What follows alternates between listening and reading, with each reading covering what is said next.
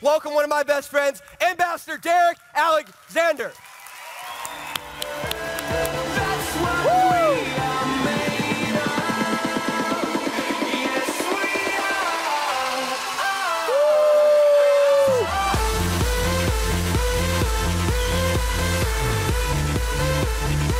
Yeah.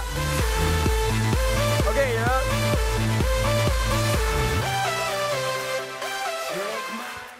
First off, wow. I actually found out I was going to speak with you guys today, so let's go. Let's see what I got for you. First off, though, I'm really, really humbled, grateful, and just honestly excited. I've never been to Europe before, so first time. What I'd like to do with you guys before we start, it's called the Vemma Battle Cry. Vemma Battle Cry, what is that? Where I'm from, we'll have people yell Vemma as loud as they can. And the reason is because there's so many different people doing it. Someone will yell, Vemma! And then 10 seconds later, someone really far away goes, Vemma! It's like, you got it. So we're gonna do a practice one, and then I'm gonna film all of you doing the second one. Because my teams in America, they're going, what is Europe doing? And it's not just your ability to sign people up. Because, everyone gets signed up in this business. This is the key. It's your ability to keep the people you're signing up. Your attrition in this organization is phenomenal. So we're going to do a practice one, and I'm going to do it first to warm it up. So I'm going to be the one getting uncomfortable. Because it's all about being comfortable in uncomfortable situations. What I don't want is, Vemma. Get that to the curb. All right, so I'll go first. Vemma!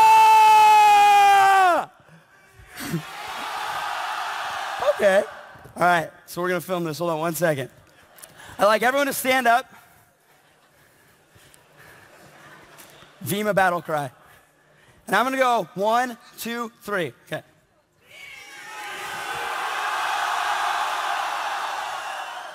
Give yourself a round of applause. Great job, everybody. Thank you for that, too. So when I heard about the whole concept of Vemma, this entire organization and what it could do, to be completely honest, the whole idea of it I thought was too good to be true, okay? Too good to be true. It's like there's no way. You're telling me I can drink this stuff, tell my friends with iPhones, iPads, Skype, and they're gonna pay me. And my friend Garrett is from Maui in Hawaii, because I went to school in Hawaii. Yeah. long beard, long hair, tattoos. Not the most, in my opinion at the time, educated, business-savvy person. But he comes to me and he goes, this is happening. I care about you. You're my friend. I want to expose it to you because it'd be a disservice if you didn't hear about this from, me in the first place. Because I'm going to take this really far. He tells me that, and I go, what's Vemma? What's Verve? Guatemala, Colombia, or what's going on? So I had no idea what this was all about. But he told me, no, this is going to happen. It's a big deal, and I care about you. For 2 months, I played it off. And I joined some other people in my friend group talking negatively about it because I didn't know what it was. And about 14 months ago, I followed the crowd all the time. Not knowing if you follow the crowd, at some point, you're going to step in someone's poop. Sounds kind of funny. But you take the road less traveled, you pave that road. But I was really good at fitting in. And then finally, I'm working my job. Jed already said, who has a job again? I think a few of you have, a few more people have a job. My point is, I personally has never made anything more than $10 an hour. And I thought I was on top of the world. I was like, I'm about to get $11.45 an hour. Whew! $11.45 an hour. I come in, I sit at a computer, I talk to people, what could be better? But my boss, 10 minutes before work every day, would come in and be like, you're all 19 years old. You're expendable. I can go get new people. Young people are hungry for work. And I'm sitting there and I'm like, there's gotta be something more. There has to be. I'm not gonna go to school, get good grades, and trade my time for money all day, because this is what I didn't understand. If you go work 10 hours and you make $10, the asset you get from your employer is the $10 or 10 euros, sorry. The asset you're giving your employer is your time. How much is your time worth? You have 86,400 seconds in a day. How are you spending them? I had no idea how much my time was worth, and I was financially illiterate. So I didn't know who to listen to in the area of making money because I didn't know how much money I wanted. So I meet Josh Noble, the guy was making $3,000 a month, and I was like, what? Not just because of that, but because he had time freedom. He didn't have someone telling him when to show up. He was building a full-time fortune, part-time, and I was shocked. And my mind couldn't wrap around it. It was like I was like a newborn baby trying to walk to grasp the concept. I'm like, what's going on? I can get paid to drink. And as we started talking, what Garrett did that really was phenomenal, my enroller, he created a conversation. He created a conversation. For those of you that have been in the business for a little bit, or you're new, either way, you want to be successful, create conversations. If you're not making tons of income, it's not your job to explain the whole business. It's your job to be a mediator. I want you to meet my friend. I want to expose you to what he's doing. I care about you, and I want you to hear his story, and I want to get your opinion on his story. That's so much better than just, word vomiting on someone. And that's what happened. And the funny thing was, I didn't know if Josh was trying to sell me or if he actually cared about me. And so I said, hey, what are you doing at 6 in the morning? Come work out with my friend Nick and I. And I thought, if he shows up in the morning, I'm in. Silver pack, got me. If not, I'm not in. Funny thing was, 6 a.m., he's there ready to go. 2 months later, I found out he walked 2 miles to meet me at the gym at 6 a.m. And I had no idea.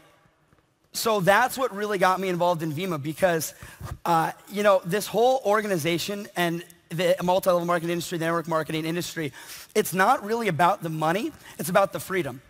And I think a lot of young people get confused because we think we want nice cars, nice lifestyle, but what we really want is the time freedom that gives us. And what's even more important is you don't want a lot of money for your parents, you want the time freedom for your parents to do whatever they want. And so my whole life, I always would wonder, what if money didn't matter? And what I would guess is you'd go do whatever you're passionate about, whatever you love. And anytime there's a problem, it's not really a problem. It's a little molehill you jump over. It's like, that wasn't too bad. Because you love what you're doing so much, you don't have to push. Your vision pulls you to where you want to go.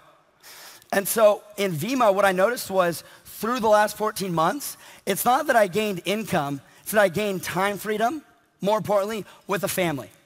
That's the biggest thing. When I travel to a new place and I see new people in my organization, I sit all of them down and I go, why do you do this? Why do you do this? Why do you do this? And if they say, because I want money, my next question is, why do you want money? And if they don't know how to answer it, they need a learning lesson. They need to study a little bit more. They need to build their why. Because people don't buy what you do, they buy why you do it. Any great leader inspires action through figuring out someone else's core desires. BK Barreca one time said, we have 2 ears and 1 mouth for a reason, use them proportionately. And I struggled with that for a long time because I was a talker.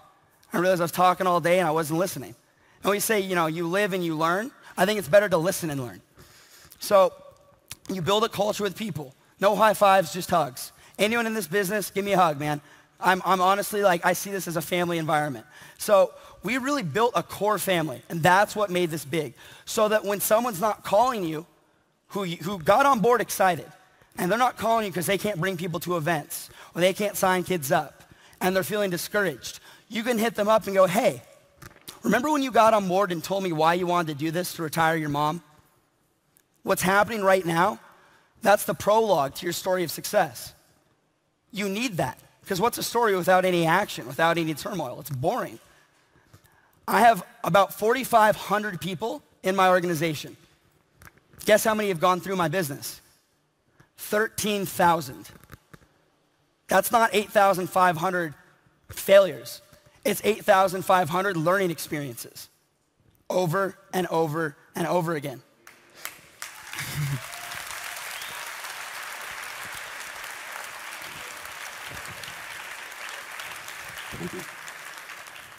So the problem is never the problem. The problem is your attitude with the circumstances in your life that will happen, no matter what. So it's always on you. The time you spend pointing at other people, it's wasted bringing it right back to you. Because if you can do that, you take responsibility for not just your life, but your organizations. And it's really exciting to do that because when you're successful, it's because of you. But when you fail, it's because of you. So there's a lot of freedom in that.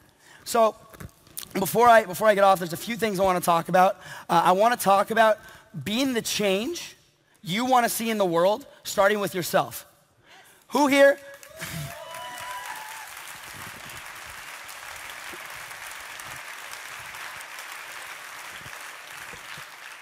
Raise your hand if you ever had what someone go like a hater or a negative. Anyone ever have like a hater or someone that brings you down?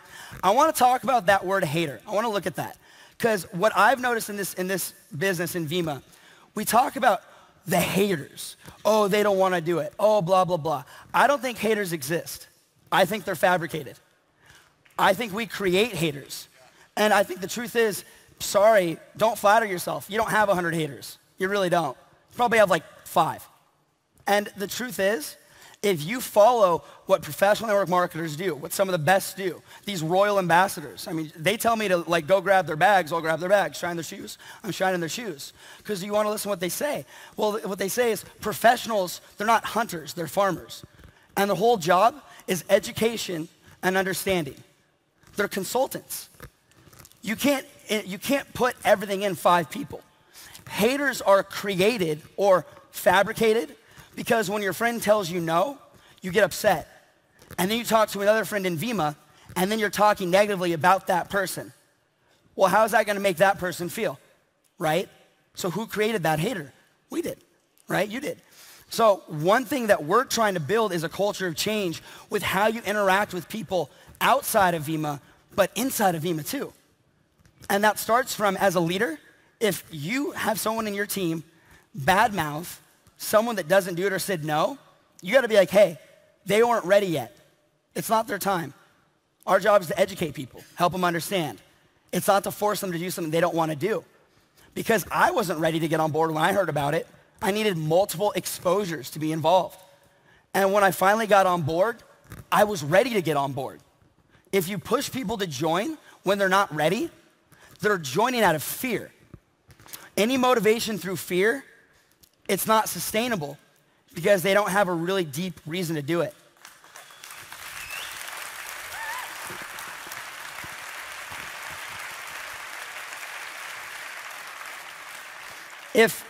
If you motivate through desire for success, which is what do you want? What do you really want? And not just the money, what you're doing with the money. Me, to be completely honest, what I want is right now. The past 2 days have been some of the happiest days of my life. I've been surrounded with people that are so successful and opulent, it's associating myself with these types of people. And being able to travel the world. When I was 16 and got my car, I was like, I can go see my friend now by sitting in this box. Now I can see the world by sitting in a plane. And we can all do that. So I want you to understand, you deserve this. Everyone in this room, you deserve it. You have to believe you deserve to be right here. All of you need to be in a black chair. You becoming a brand partner. You drinking this product. It is your responsibility to be right here. That's the expectation you have for yourself. And how do you do it? Serve. You have to become a servant. I'll be real. When you hit ranks fast, you think quick. You think, oh, I did it. But you're always going to be worth your value. You notice people hit ranks quickly and they stay, they plateau. It's because they're always worth their value. So spend a lot of time as a servant. Your job is not to micromanage people. It's not to tell them what to do all day. Your job is to listen, hear what they want, and you're going to be able to chop off the fat and figure out what they really need. And as long as you keep helping them, you're great. And we call it, one thing we say is feel, felt, found. I don't have the money. How does it make you feel? No. I know how you feel. Because I didn't have the money when I heard about Vemma. I felt the same way. Here's what I found out. Feel the difference right there? It's so different. So change the culture within yourself, be the change you want to see, know your team's core values, and change the way you view failure, because it's not failure, it's temporary defeat. And like I said, you all deserve to be up here as soon as possible. Thank you so much. I'm so grateful. Have a great time. Peace out, guys. Mwah.